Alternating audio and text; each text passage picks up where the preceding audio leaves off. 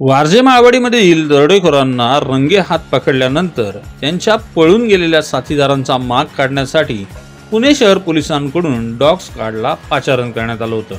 मात्र ते dog squad एका ठिकाणी जाऊन अडखळल्याचं पाहायला मिळालं।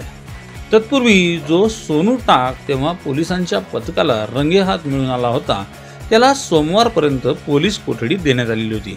मात्र तोपर्यंत त्याने जुजबी माहिती वगळता तोंड उघडलं नव्हतं। तर सोमवारी त्याला न्यायालयात पुन्हा पोलीस कोठडी मागण्यात आल्यानंतर न्यायालयाने आणखीन 1 दिवसाची पोलीस कोठडी वाढवून दिली होती।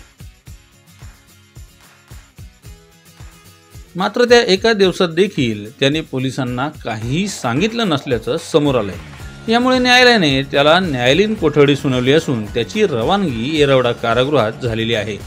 दरम्यान त्याच्याकडून अनेक गुन्हे उघडकीस येतील असा कयास वारजे पोलिसांकडून सुरुवातीला वर्तवण्यात आला होता। मात्र त्यावर सोनू टाक पाणी फिरवण्यात यशस्वी झालाय। त्याने त्याच्या एका साथीदाराचे नाव वगळता पोलिसांना काहीही सांगितलं नाही।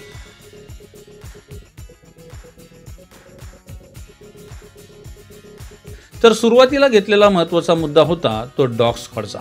तर हे डॉग स्क्वॉड आपण स्क्रीनवर पाहू शकतोय की कसा रस्त्याने माग काढत आहे।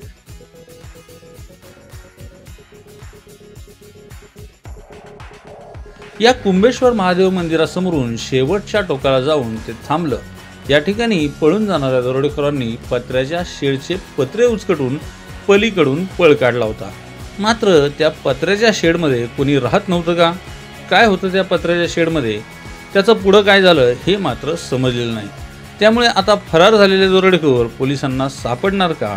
त्यांनी चोरून नेलेल्या त्या 2 दुचाकी मूळ मालकांना पुन्हा मिळतील का? असे एक ना अनेक प्रश्न या निमित्ताने उपस्थित होत आहेत।